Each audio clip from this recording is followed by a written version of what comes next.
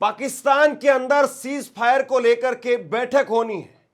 America के अंदर से जेडी वेंस और उसके साथ में डोनाल्ड ट्रंप के दामाद विटकोफ और ये सब उड़ चुके हैं पाकिस्तान पहुंचने के लिए, क्योंकि लंबा समय लगता है वहां से पाकिस्तान पहुंचने में।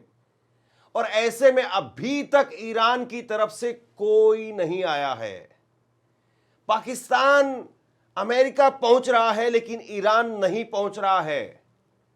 और यह खबर मैं आपको दिखाऊं, इस खबर पर मैं आपको तथ्य के साथ में, क्योंकि इस पर जो मीडिया रिपोर्टिंग हो रही है वो पूरी तरह से फर्जी रिपोर्टिंग की जा रही है ईरान को लेकर के। ईरानी संसद के स्पीकर मोहम्मद गालिबफ ने अब से महज कुछ मिनट पहले, सिर्फ 10 मिनट पहले जब ये खबर मैं रिकॉर्ड कर रहा हूं, उन्होंने एक ट्वीट किया है और उसके जरिए उन्होंने साफ कर दिया है कि लेबनान पर अगर बात नहीं होगी तो हम बात करने के लिए आएंगे ही नहीं। इस पर विस्तार से हम बात करेंगे, लेकिन उससे पहले मैं आपको दो तस्वीर दिखाता हूं। एक तस्वीर वो है जहां पर इजराइल ने तहस-नहस किया, अमेरिका ने, इजराइल ने मिलकर के तबाह करने की कोशिश की, लेकिन महज 48 घंटे के अंदर अंदर, सिर्फ 2 दिन के अंदर अंदर ईरान ने अपनी ताकत दिखाई और ईरान ने रेल का पुल जोड़ दिया है। सबसे पहले आप ये तस्वीर देखिए, ये तस्वीर देखिए, और ये तस्वीर है 7 अप्रैल की। 7 अप्रैल की ये तस्वीर है और 7 अप्रैल को ये पुल आपको नजर आ रहा है। इस पुल को तोड़ दिया गया और ये टूटा हुआ पुल आपको दिखाई दे रहा है। रेल का एक बहुत बड़ा पुल था और जिस पुल को जो है वो तोड़ दिया गया, जिस ब्रिज को तोड़ दिया गया। और उसके बाद में अब ये दूसरी तस्वीर आप देखिए, ये दूसरी तस्वीर आप देखिए, ईरान की तरफ से इसको दोबारा से खड़ा कर दिया गया है।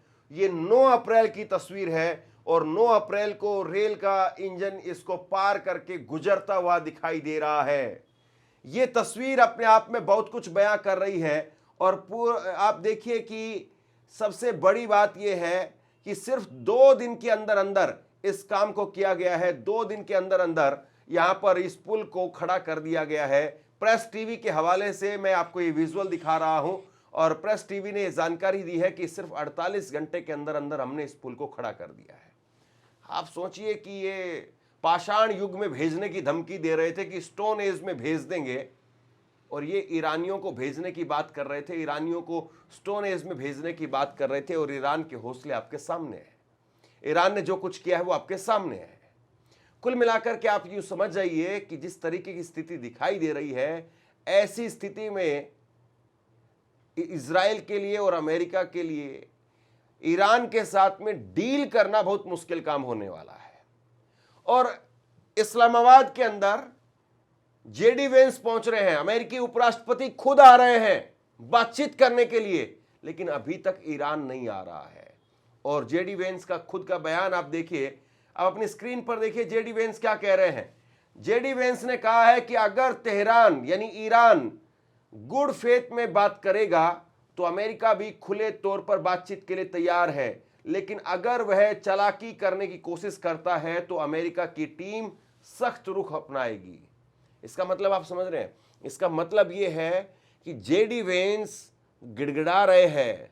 और जेडी वेंस को खास तौर पर इसलिए भेजा गया है क्योंकि जेडी वेंस डोनाल्ड ट्रंप के खिलाफ थे इस युद्ध में। उनको इसलिए भेजा गया है ताकि कम से कम ईरान इनके चेहरे पर यकीन करके आ जाए और जेडी वेंस के सामने किसी तरीके से आकर के सीज फायर पर साइन करके और सीज फायर हो जाए। लेकिन ईरान बिल्कुल साफ कह रहा है कि जब तक लेबनान के ऊपर हमले होंगे तब तक हम नहीं आएंगे। मैं एक तस्वीर आपको दिखाता हूं, ये एक स्क्रीनशॉट देखिए जो आईआरबी की तरफ से ये ट्वीट किया गया है 7:32 पर। 7:32 पर ये ट्वीट हुआ है आईआरबी की तरफ से। और इसमें जो है वो कहा गया है, ये तस्वीर आप, ये वीडियो आप देखिए, ये वही वीडियो है जो आईआरआईबी ने जारी किया है। और इसमें ये कहा गया है कि आज भी अभी भी हमले हो रहे हैं लेबनान के अंदर। आप चाहते हैं कि आप हमले करते रहेंगे और ईरान वो आपके सामने आकर के घुटने पर बैठ जाए। नहीं होगा साहब, ईरान ने बिल्कुल साफ कर दिया है कि वो नहीं करेंगे ऐसा। वो आपके सामने घुटने टेक करके बैठने वाले नहीं हैं। आप लेबनान में हमले जारी रखेंगे, लेबनान को सीज फायर में नहीं रखेंगे तो सीज फायर पर बात ही नहीं होगी। और ये मैं नहीं कह रहा हूं, ईरानी संसद के स्पीकर मोहम्मद बागेर गालिबाफ, उनका ये ट्वीट आप देखिए, उन्होंने क्या कहा है।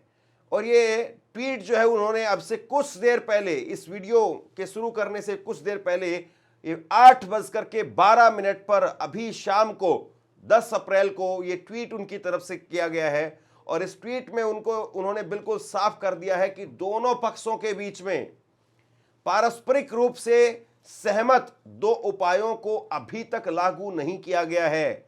लेबनान में संघर्ष विराम और वार्ता शुरू होने से पहले ईरान की अवरुद्ध संपत्तियों को जारी करना, बातचीत शुरू होने से पहले इन दोनों मामलों को पूरा किया जाना चाहिए।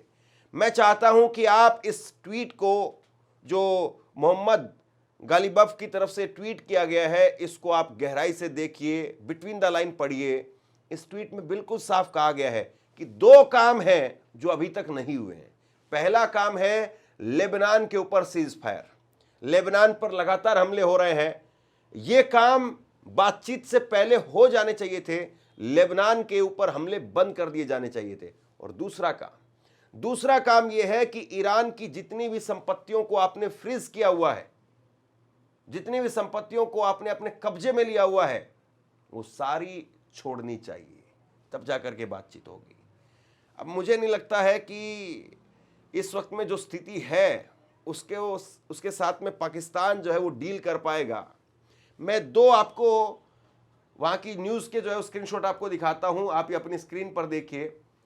इस वक्त में जो खबर सामने आ रही है उसके हिसाब से फार्स न्यूज़ की तरफ से साफ कर दिया गया है कि नो ईरानियन टीम इन पाकिस्तान और talks with US until attack on Lebanon stopped. ये रिपोर्ट जो है वो बताती है कि जब तक लेबनान के ऊपर हमले नहीं रुकेंगे, कोई टीम पाकिस्तान के अंदर अभी गई नहीं है, ना जाएगी, ना कोई बातचीत होगी।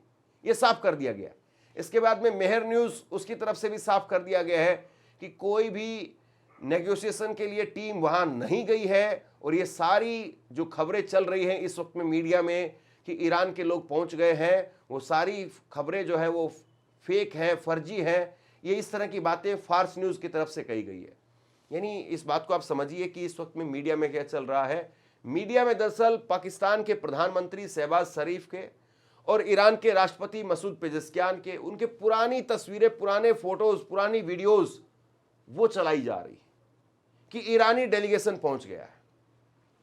और बहुत सारे सोशल मीडिया के ऊपर ऐसे सोर्स जो कई बार हम भी देखते हैं, लेकिन उन पर भी फर्जी खबर चल रही है कि ईरान पहुंच गया है। नहीं पहुंचा है ईरान, और नहीं आ रहा है ईरान।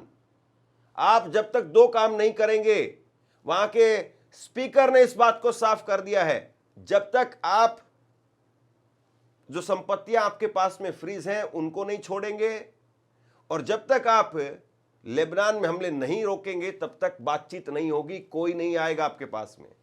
दोस्तों, मुझे तरस आ रहा है अमेरिका के ऊपर। अमेरिका ये कह रहा था कि भैया, ये गिड़गिड़ा रहे थे, डोनाल्ड ट्रंप के ट्वीट उठा करके आप देखिए जो हाल में उन्होंने किए थे, कि ये तो गिड़गिड़ा रहे थे हमसे, ये तो कह रहे थे कि साहब ईरान ने जो है वो पाकिस्तान के पैर पकड़ लिए कि किसी तरीके से अमेरिका से बात करो और सीज फायर करवाओ। अब आप बताइए, ईरान की तरफ से एक बच्चा उठ करके नहीं गया है उधर, और आपकी तरफ से जो है आपके उपराष्ट्रपति चल पड़े हैं। इसको समझते हैं आप क्या कहते हैं? फजियत कहते हैं इसको, घनघोर फजियत। और वो घनघोर फजियत जो है वो इस वक्त में हो रही है। इतनी बुरी फजियत हो रही है कि अमेरिका को गिड़गिड़ाना पड़ रहा है। जेडी वेंस को वो ले आए, डोनाल्ड ट्रंप ने अपने दामाद को भेजा है कि जाओ बात करो, लेकिन उसके बावजूद आप देखिए कि क्या स्थिति है, कितनी बुरी हालत है अमेरिका की। और पाकिस्तान वो जो गुलदस्ते लेकर के लगातार बैठा हुआ है कि किसी तरीके से आए और उसके बाद में हम गुलदस्ते लेकर के चल पड़े, उनके फूल मुरझाए हुए हैं। हालांकि पाकिस्तान के हाथ में कुछ भी नहीं है। मैंने कहा था पाकिस्तान सिर्फ एक वेन्यू का काम कर रहा है और इससे ज़्यादा कुछ भी नहीं है। देखिए, मैं एक तस्वीर आपको और दिखाता हूँ, बड़ा इंटरेस्टिंग है और इस वक्त में जो कुछ चल रहा है उसको आप समझ जाएंगे।